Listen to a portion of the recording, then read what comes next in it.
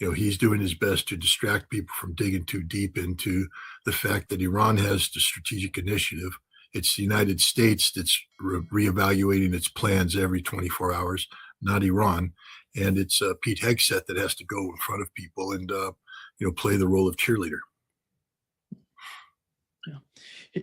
Scott, just in 2 days, we have seen Iranian attacking the headquarters or somehow those offices of CIA in the region. And how do you see this strategy on the part of Iranians? Because they started with it's not just about that Iranian drone strike we had on US based ammunition warehouse in Iraq as well. And how do you see the way that Iran they're not just going after Israel, they're mostly focused in the region, in the Persian Gulf Arab states and around Iran? What is the strategy on their part? I think the strategy of Iran is to permanently evict the United States from the Middle East. They're attacking the military installations, they're attacking diplomatic facilities, they're attacking intelligence facilities, and they're attacking the nations that play host to these. So I think Iran is setting the conditions for eventual conflict termination, which will be Iran will stop these attacks when these nations kick the United States out of their soil. Yeah. And today I talked with Laith Marouf, who is in Beirut. He said that Hezbollah is attacking Israel and they're feeling that there is no air defense system, and everything they send, they get into Israel without having any problem. What is your understanding, and how do you see the interceptors right now in Israel? Well, what we're experiencing right now is a continuation of the 12-day war. And we know at the end of the 12-day war, neither Israel nor the United States nor the two of them, operating together had a solution to the Iranian ballistic missile threat. And that's been played out today as, the Iranians are launching attacks that are penetrating the defenses and inflicting serious harm on Israel. We now see Hezbollah, engaging in this conflict. I don't know the specifics of the weaponry that are being used by Hezbollah, how sophisticated they are. It's very difficult to make an assessment, except to point out that Hezbollah rockets are impacting on Israeli soil, which implies that the Israelis are not able to defend themselves effectively from the threat from Hezbollah. I can't wait to see what happens when Ansarallah enters the fray and starts firing its missiles and drones. I think we're looking at a conflict where assumptions had been made about the effectiveness of air defense that have been proven wrong, and this is going to require a continuous readjustment of war plans on the part of Israel and the United States and their Gulf Arab allies. Iran, on the other hand, just continues to do what it does, sort of a pre-planned action of broad spectrum pressure being placed on Israel, the United States, and the Gulf Arab region. The two THAAD systems were, based on what Iranians are talking about, were destroyed, and the United States is bringing the defense system from South Korea. And are these new, or do they need, because it's not just the air defense system, you have to have the interceptors to go. How do you see that concept of bringing all they have in South Korea, other countries, to the region to defend Israel, while everybody knows in the region that the United States' focus is to defend Israel, not these Arab states who are feeling the heat, who are getting hit by Iranian missiles? Well, it's not just the Gulf Arab states that are understanding that they play second fiddle to Israel. I think Ukraine is figuring that one out. And I also think that South Korea, Japan, and Taiwan are also figuring that out. The United States had promulgated a geopolitical posture through the National Security and Defense Doctrine that was published in November that spoke of achieving conventional military overmatch with China in the Pacific as sort of a foundational concept of how we're going to approach how we interact with the world. You can't have much overmatch when one of the known Chinese threats, and the threats from North Korea are ballistic missile threats. And the most effective system the United States has to counter ballistic missiles in theater is the THAAD. And now the THAAD that was deployed in South Korea is being removed from South Korea. What's that tell the South Koreans, especially after the United States spent so much time crafting this new tripartite alliance between South Korea, Japan, and the United States that incorporates elements related to nuclear war, for instance, joint nuclear war planning, etc. So Japan and South Korea have taken that dangerous step forward toward nuclear confrontation with North Korea on the assumption that the United States was there to back them up. Well, guess you can't make that assumption anymore. We now know that the United States will sell anybody out for Israel. And as an American, I mean, I've always been, not always, but recently, so especially since October 7th, I've been very critical of Israel. And I've called Israel out as a threat. But, I've always left open the possibility that, it's just Netanyahu, that if you can change the government in Israel, maybe, you can change their trajectory. And I'm coming more and more to the conclusion that it's not just Netanyahu, that it's Israel in its totality, that the most dangerous threat to peace and security in the world today, collectively, is the state of Israel. Hopefully the Gulf Arab states come to this recognition that they have been sold a bill of goods by the United States, that this whole Abrams Accord was never about mutually beneficial economic relationship, but the absolute complete subordination of the Gulf Arab states to Israel. And the United States isn't there to secure the Gulf Arab states. The United States is there to secure Israel from the Gulf Arab states. And now that Iran has basically exposed this lie, it's imperative that the Gulf Arab states take action accordingly. And I think this is part of the Iranian strategy. By destroying the American military infrastructure, in order for America to come back, they'll have to rebuild this infrastructure. And this will require significant investment from the Gulf Arab host states. And hopefully the Gulf Arab host states say, no, we have no interest in rebuilding. Stay, leave, don't come back. And now that the CIA is pulling its assets out of the region, they too should not be allowed back in. And this is just a statement of fact that the Middle East has been infected by a cancer that is the American-Israeli posture, and that cancer has to be excised. And I think that's what Iran is in the process of doing. And even though I love my country and all this, you have to call a spade a spade. And right now, the United States is facilitating the genocide that Israel committed against the Palestinians, facilitated the slaughter of Lebanese civilians through the bombing of Beirut, and now is facilitating a genocide type attack on Iran by Israel. Take a look at what Israel is doing to Tehran. They're in the process of turning Tehran into Gaza, and they're proud of it. They're bragging about it. So we now have seen evil. We know what evil looks like, and it's time for the world to collectively work to eradicate this evil. And to weaken Israel, you have to get the United States to eliminate its aggressive posture geopolitically and militarily in the Middle East.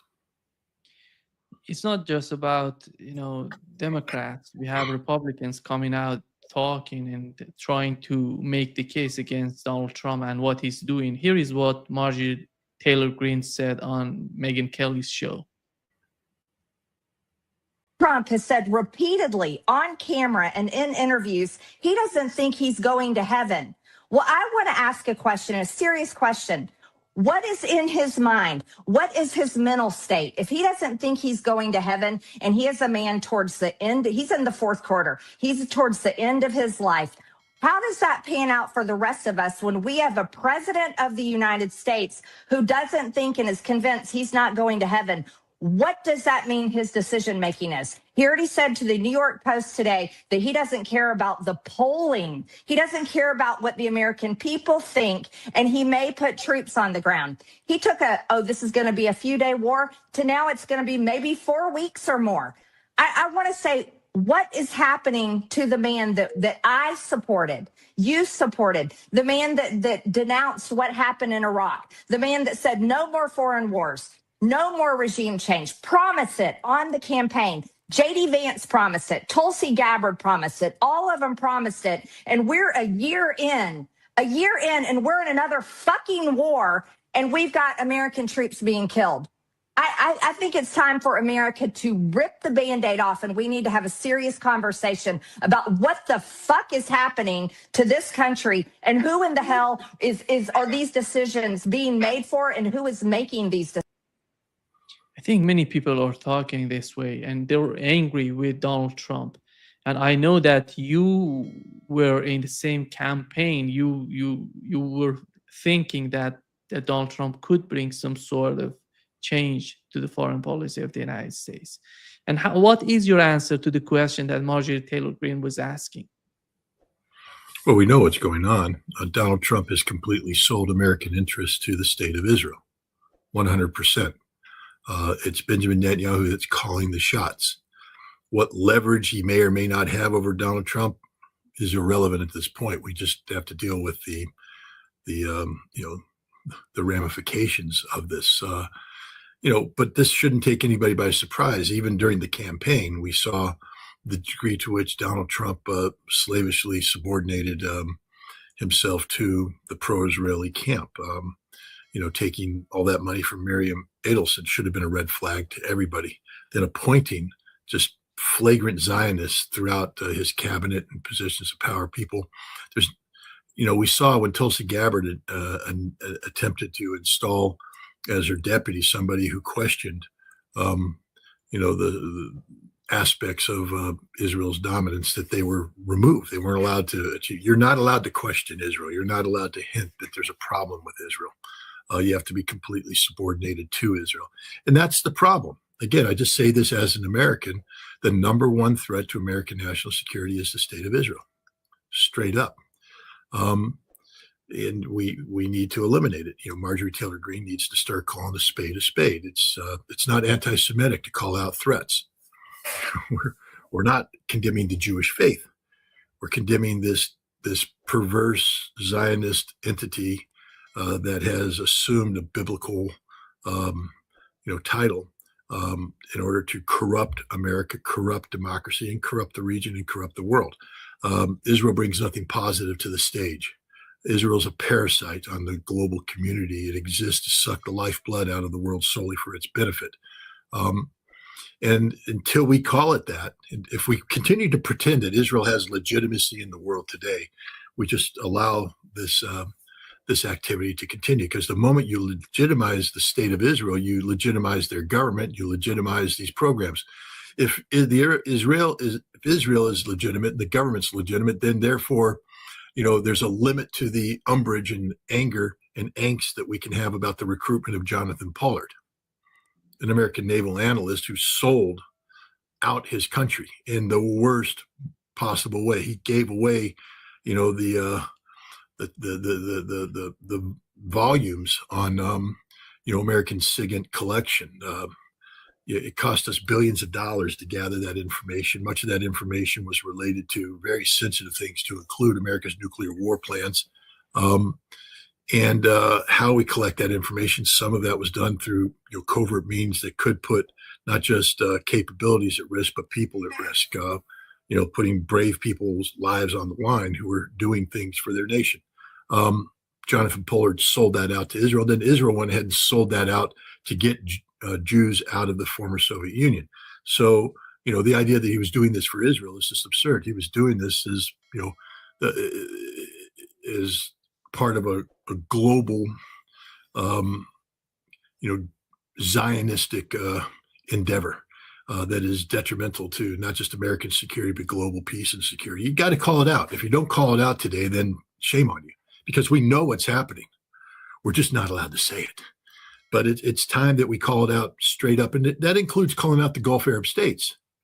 I mean, when are the population of the Gulf Arab states going to realize that their monarchies have sold them out to the state of Israel, have become completely subordinated to the will of Israel? I mean, my God. the Palestinian people have a genocide committed against them, and the Gulf Arab states are silent. Now we know why, because they're actively complicit with the Israeli government in the conduct of this genocide. And now they're transferring that genocidal behavior onto other Arab populations in Lebanon, and now the population of Iran. We just got to call it out. And if they can't call it out, then they need to be removed. And so, yes, I'm actively encouraging the populations of the Gulf Arab monarchies to rise up and remove their corrupt regimes from power, because they're not serving you. They've abandoned you, just like the United States has abandoned them. Maybe the light's gone off, and they realize as they sit there and beg for more interceptors that we're not giving them, because we're giving those interceptors to either our forces protecting Israel or to Israel directly. That all the promises we made over the course of the past several decades, that we are the security shield, dating back to the Carter Doctrine of 1979. We are the shield that will protect you. We're not going to protect you. We're abandoning you. And when it's all said and done, we're going to want you to keep your doors open so we can come back and reassert ourselves. That can't be allowed to happen. But, hopefully the people rise up. We see in Bahrain hints of regime change as the majority Shia population not only begins to confront the corrupt Khalifa family, but also violently confront the Saudi-led Gulf, the GCC security forces that are coming in to keep Khalifa in power. Topple Khalifa, Bahrain becomes a revolutionary state, and then watch what happens in eastern Saudi Arabia, where the majority Shia population is. And then as Saudi shifts forces to deal with that, watch what Ansarallah does, because Ansarallah has been kicking Saudi butt for a number of years now, and they've been kicking UAE butt for a number of years now. And if you take the shackles off and you let the Ansarallah go wild, they will destroy the energy infrastructure of both nations, and they will physically reoccupy territory that currently is considered to be Saudi territory, but historically is Yemeni territory. And they'll reconquer that. And hopefully we could see Ansarallah marching through the streets of Riyadh to take the al-Assad family down and drag them behind them, the same way the Hashemite family was dragged through the streets of Baghdad when the Baathists rose up and removed them from power. We need this kind of cleansing in the Middle East. These corrupt monarchies have been ruling for too long. They're simply a residue of former British colonialism. And then the United States took over, guiding their neo-colonial continuation.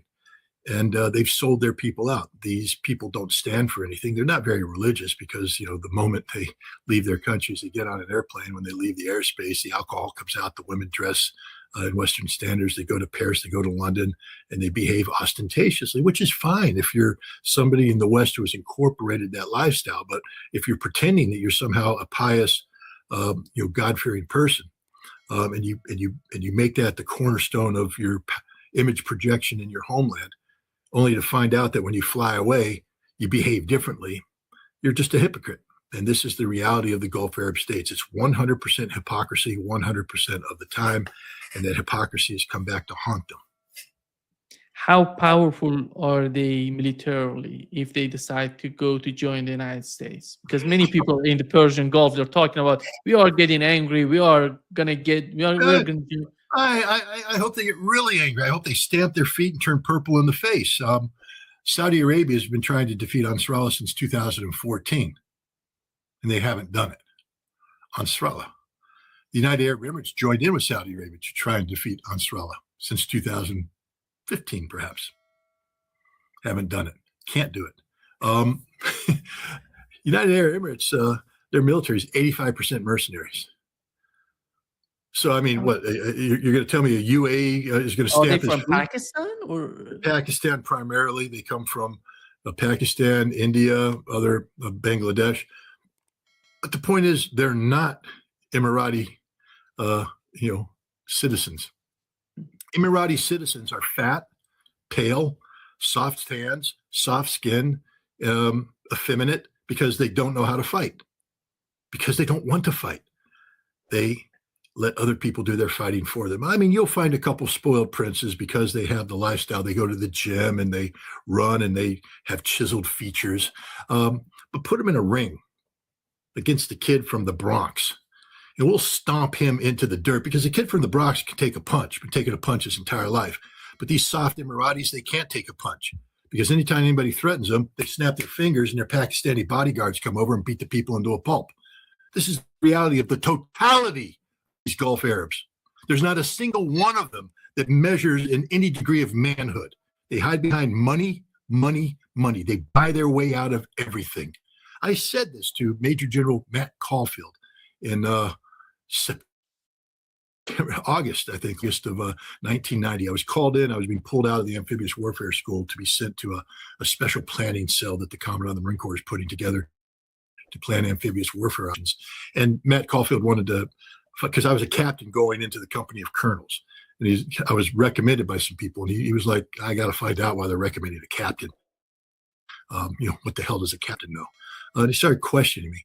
And at the end, I said, sir, he said, what do you believe in? I said, we're fighting the wrong Arabs. So the Iraqis are hard working. I mean, when you want to dig a ditch in Iraq, the Iraqis dig the ditch. When you want to get something done, the Iraqis are doing it.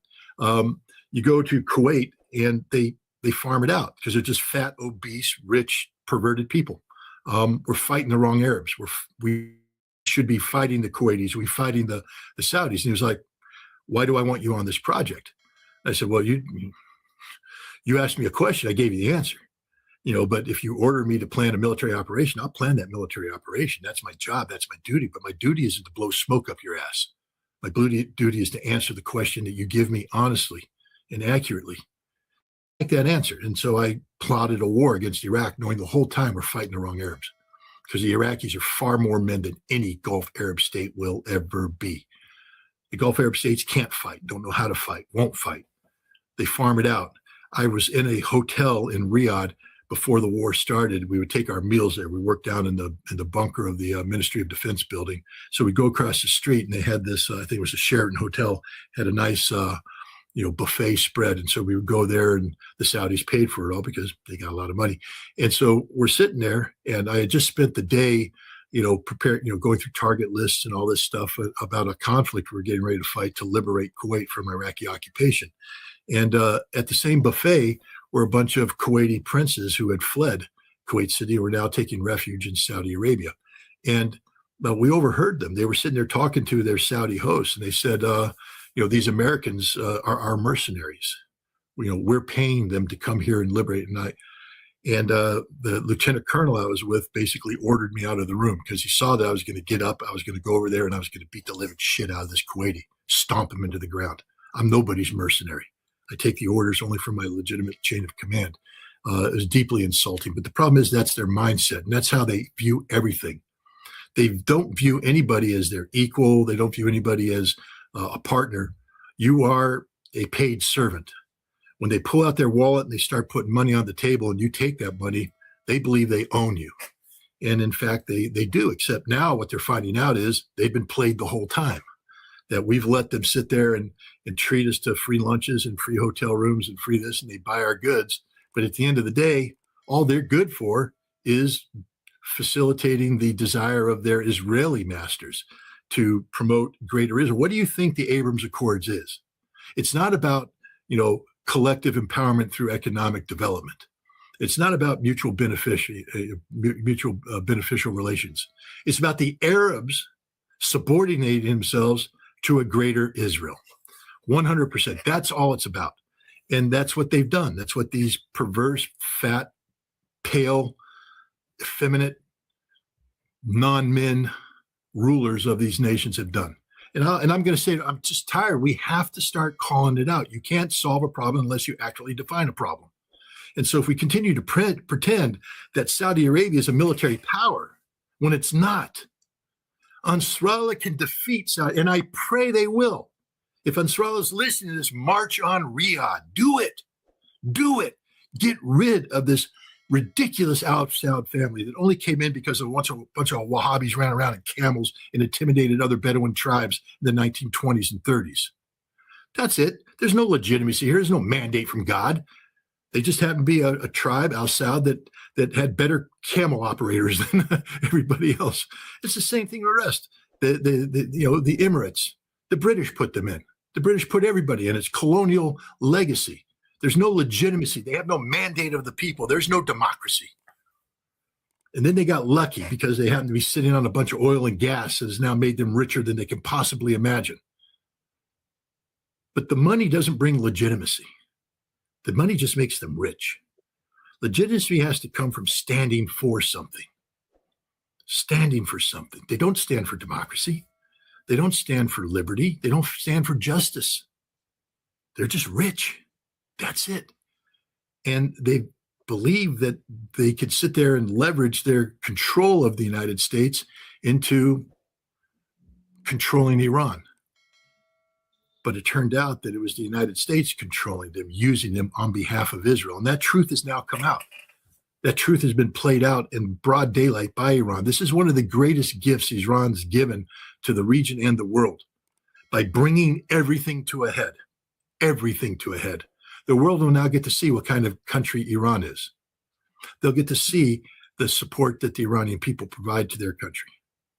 And they'll also get to see the fact that the United States has been using the Gulf Arab states on behalf of Israel for decades. And they'll get to see what Israel's real plans are, that Israel is nothing more than a genocidal state wrapped into a tiny piece of territory with meaningless biblical reference. I mean, throw away the Bible and what do you have? Nothing.